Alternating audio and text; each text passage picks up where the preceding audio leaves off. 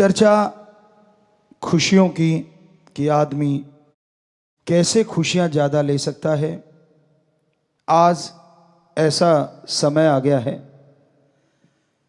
कि परिवार टूट रहे हैं, बच्चे बड़ों की नहीं सुनते, बड़े इसलिए टेंशन में हैं कि उनकी कोई सुनता नहीं, और बच्चे इसलिए टेंशन में हैं कि उनके ऊपर उनकी राय थोपी जाती है, उनके ऊपर जबरदस्ती की जाती है, जैसा वो चाहते हैं उसको जीने नहीं दिया जाता। इस वजह से परिवार बिखर रहे हैं। हमारी संस्कृति जो अपने आप में नंबर 1 थी, वो आज टूटने की कगार पे है। दोगले मापदंड हो गए हैं।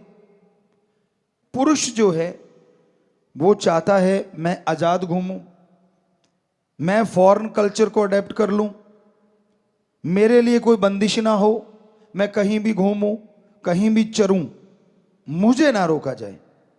पर खुद की मां, खुद की बहन, खुद की बेटी, खुद की घरवाली वो इंडियन कल्चर को अपनाए, वो ना कहीं खुले चले। कैसा कल्चर हो गया हमारा। आप जब गलत कर्म करते हैं, दूसरे सादे शब्दों में किसी की बहन बेटी को लेके घूमते हैं, तब तो आपको खुशी आती है। पर जब आपकी बहन बेटी के साथ कोई होता है तब आपके आग लगती है। तो जब आप किसी को लेके घूम रहे होते हैं, क्या आपको तब नहीं होता कि ये भी किसी की बहन है, किसी की बेटी है?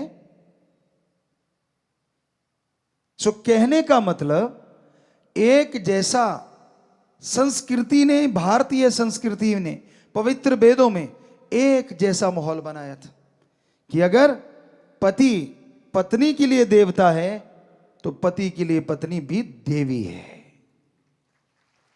पैर की जुत्ती नहीं है।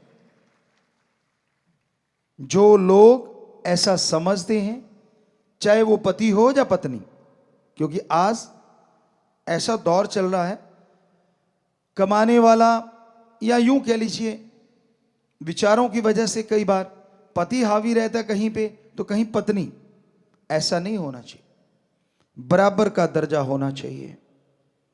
एक दूसरे का सम्मान करो, राय लो तो दोनों जने, हो सके बुजुर्गों को भी शामिल करो। किसी बिजनेस की राय, परिवार की कोई व्यक्तिगत काम धंधे की राय। क्यों?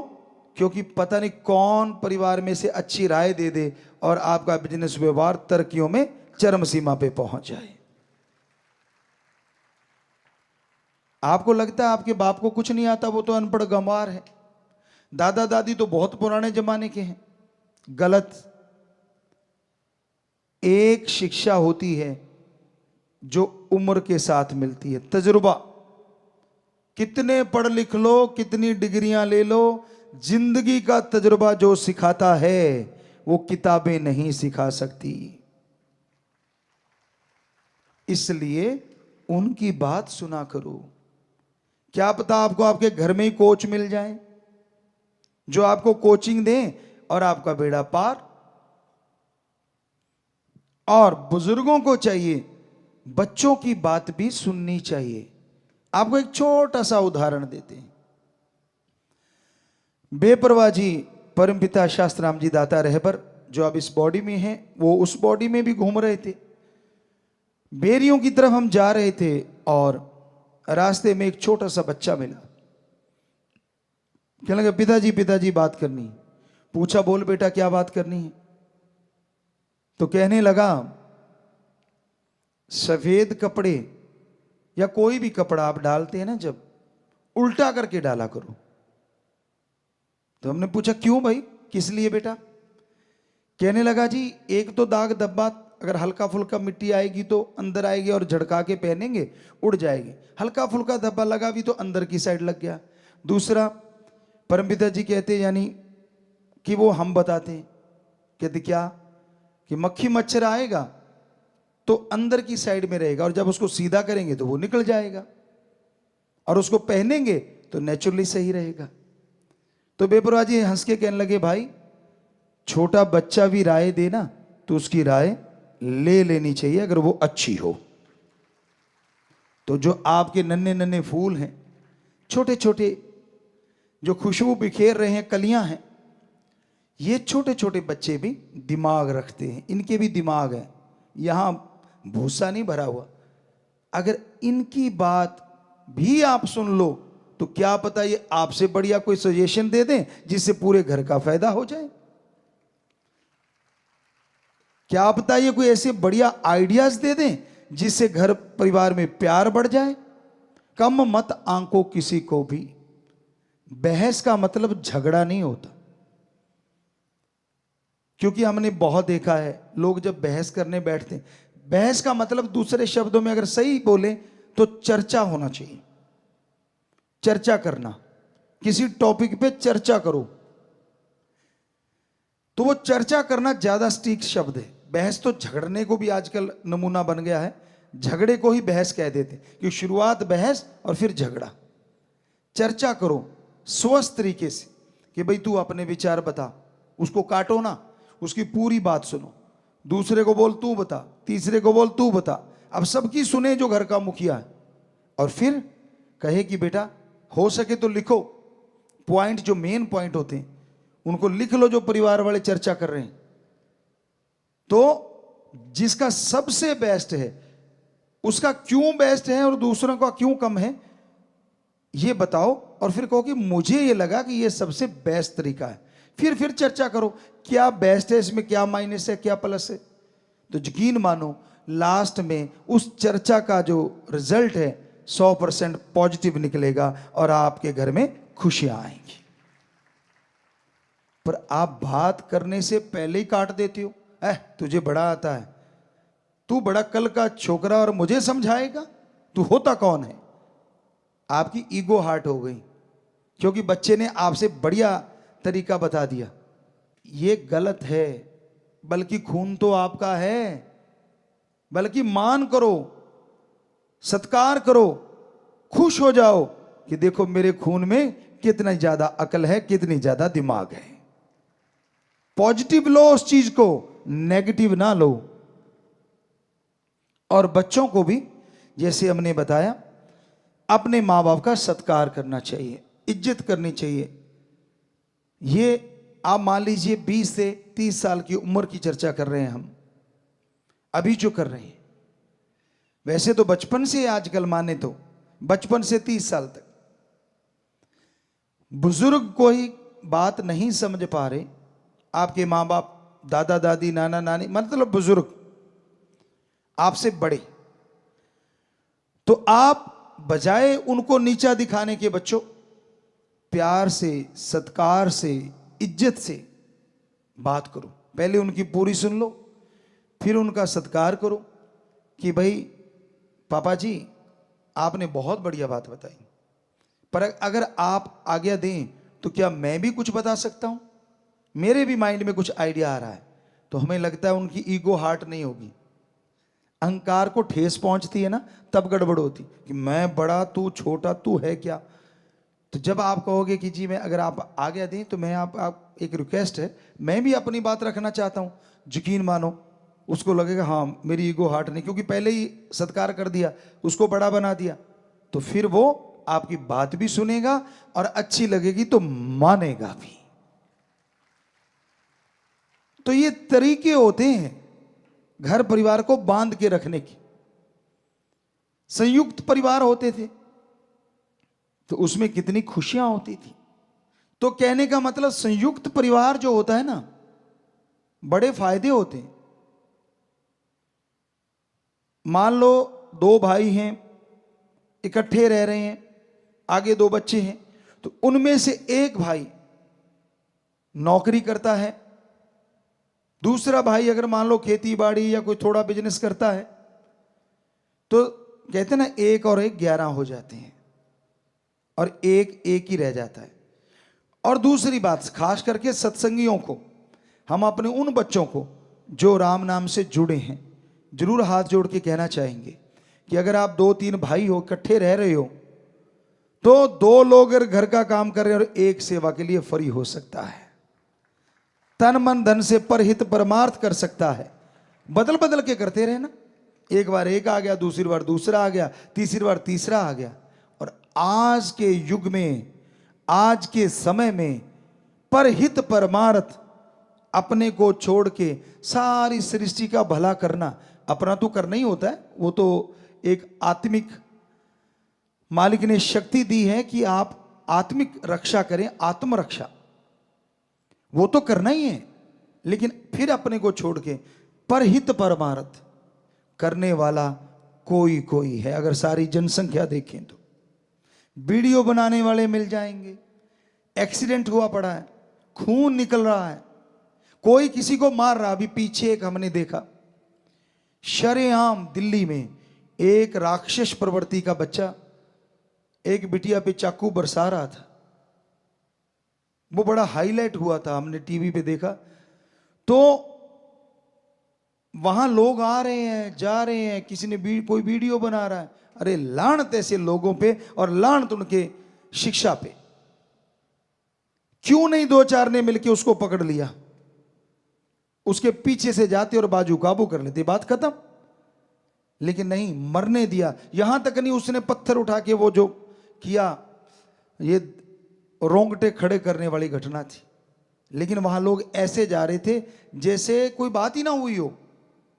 कहां गई हमारी संस्कृति, कहां गई हमारी इंसानियत, जिसके बल पे हमारी संस्कृति पूरे वर्ल्ड में नंबर 1 है। हमें खुशी हमारे 6.5 करोड़ बच्चों पे, खास करके उन बच्चों पे जो ऐसे समय में इंसानियत को नहीं भूलते और लोगों की मदद करते हैं। चाहे बाढ़ का पानी हो, चाहे भूकंप आया हो, प्राकृतिक आपदा या ऐसी कोई चीज दिख जाए, वो नहीं पीछे हटते। एक्सीडेंट हुआ पड़ा है, उसको उठा के हॉस्पिटल पहुंचाएंगे। जब हमने शुरू किया था, शुरू में कुछ बच्चों को परेशानी भी आई, क्यों वो लेके जाते थे, लोग उन्हीं को बिठा लेते थे कि तू, तेरी गाड़ी से तो नहीं हुआ एक्सीडेंट, औरों की छोड़ो, हम अपनी बात सुनाते हैं आपको। राजस्थान में श्री गंगानगर साइड से हम होते हुए गुरुसर मोड़िया जा रहे थे। तो जैसे ही सुखाड़िया सर्कल है, वहां से निकले, बुद्रवाली से आए थे, गंगानगर में किसी घर गए थे, तो वहां से निकले, हमारे आंखों से थोड़ा सा दूर बस ने बैक मारा और एक बाइक पे बच्चे थे, तो वो तड़ाक से नीचे गिरे। तो गिरते ही हमारी गाड़ियां नजदीक पहुंची, तो हमने सेवादारों को बोला कि भाई पीछे से इनको उठा के हॉस्पिटल पहुंचा दो और इनका इलाज करवाओ। अब हम तो ये कह के चले गए, गुरुसर मोड़िया पहुंच गए। अगले दिन पुलिस आती है, पता नहीं उसी दिन शाम को, सारी गाड़ियां चेक कर ली, एक एक गाड़ी चेक करके फिर कहते गुरुजी वाली भी चेक करनी। हमने कहा करवाओ। वो गाड़ियां भी चेक कर ली, कहते हाँ आपने तो एक्सीडेंट नहीं किया। हमने कहा हमें जरूर मिला ना, हमें मिले वो सज्जन। हमने कहा भाई तू उनको क्यों नहीं पकड़ता जिन्होंने किया है? और बस के अंदर जो लोग थे उन्होंने भी गवाही दी कि बस वाले ने ठोका है। बहुत बेचारा साइड में चल रहा था बाइक वाला, और उसने एकदम से गाड़ी कट मारा और वो उड़ा दिए। तो अंदर से गवाही भी किसी ने दी, तो सिर नीचा कर लिया उन्होंने। हमने कहा बोलो किस पे डालना चाहते हो, कौन सी गाड़ी पे, हम ही लिखवा देते हैं, बोलो कौन सी गाड़ी पे डालना चाहते हो केस। कहते गुरुजी क्षमा करना, शर्म करो। हमने कहा शर्म, चंद नोटों के लिए क्या कर रहे हो? क्या ड्राइवर आपका दोस्त है, मित्र है? तो उनको कोई जवाब नहीं था। तो उस समय परेशानियां आती थी। राम जी ने कृपा करी, हमारे देश के जो राजा होते हैं उन्होंने सुना और फिर कानून बन गया, शायद हमें पक्का नहीं मालूम, कि जो बचाएगा उस पर ऐसी कोई कार्रवाई नहीं होगी, शायद में भी।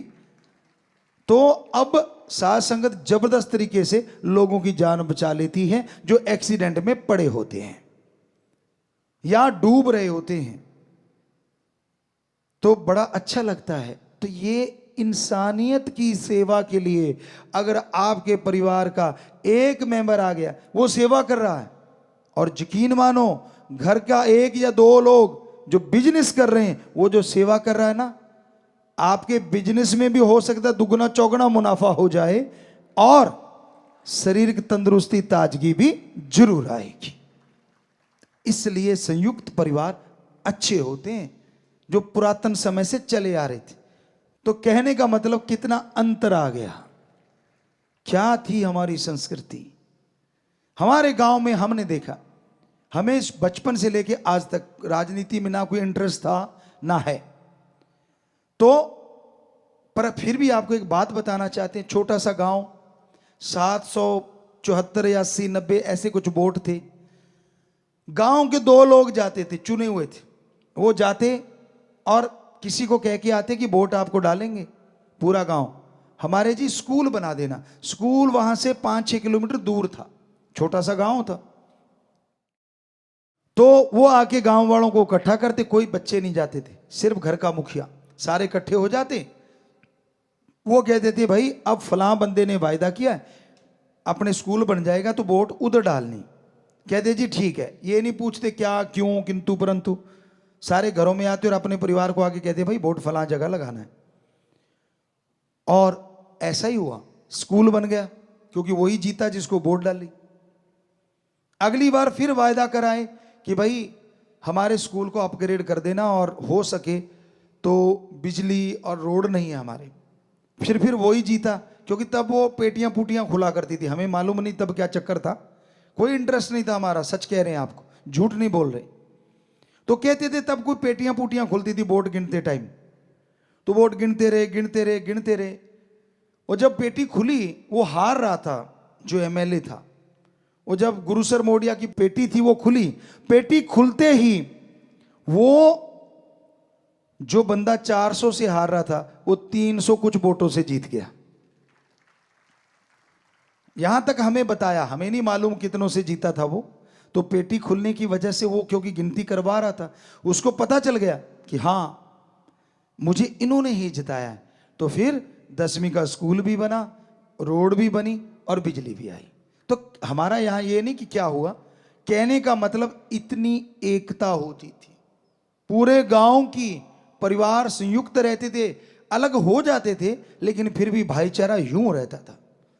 क्योंकि तब जो हमने देखा, बुरा ना मानना, माता बहनों की थोड़ी खड़क जाती थी, भाई भाई तो कई बार एक रह लेते थे, पर उनकी थोड़ी सी रोटी के पीछे, दाल के पीछे, चावल के पीछे, सासू के पीछे, ससुर के पीछे गड़बड़ हो जाती थी। तो उस वजह से घर तो अलग हो जाते थे, कहते थे चूल्हा अलग कर लिया। तब ये नहीं कहते थे खेती बाड़ी बांट ली, कि चल चूल्हा अलग कर लो भाई, ताकि झगड़ा ना हो। तो वो घर थोड़ा सा अलग हो गया, लेकिन खेती सांझी, काम धंधा एक ही कर रहे हैं, वही सारा कुछ भाईचारा। तो वो भी बढ़िया है जिनके ये है। तो सत्संगियों से जरूर चाहेंगे कि अगर पॉसिबल हो, झगड़ा नहीं करना, झगड़े से तो अच्छा है चूल्हा अलग ही ठीक है।